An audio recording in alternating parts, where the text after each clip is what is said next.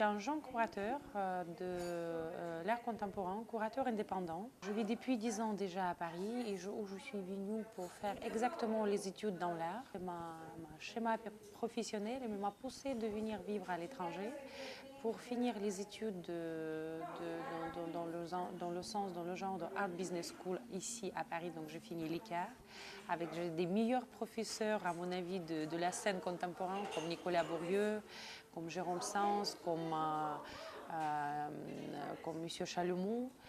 Et déjà, en étant étudiante, je savais ce que je vais faire dans le futur. Construire cette pont culturel et je vais toujours jouer sur cet échange culturel entre la Russie, mon pays natal, et entre l'Europe.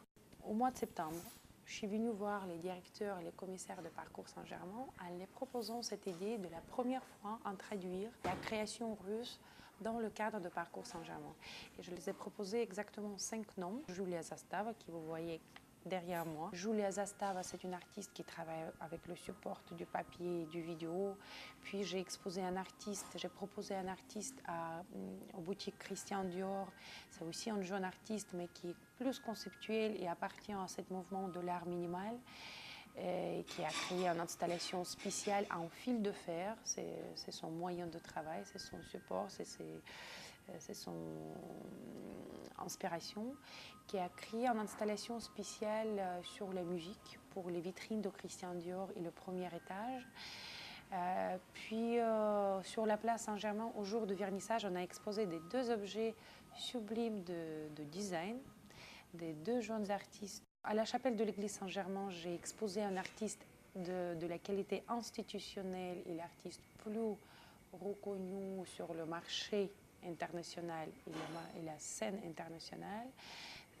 C'est Victor Olimpiev qui a monté une énorme installation de 2 vidéos pour la chapelle, aussi sur le thème de la musique. Puis à l'hôtel Bellamy, on a exposé un artiste russe mais qui vit et travaille en Suisse. En fait, je trouve qu'il n'y a pas de frontière ni entre l'art, ni entre la mode, ni entre le design et l'architecture.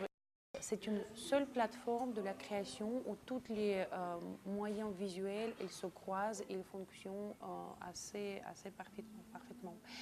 Et dans mon occupation actuelle, j'ai décidé de jouer sur cette frontière. Je rêve qu'un jour on va ramener Parcours Saint-Germain à Moscou.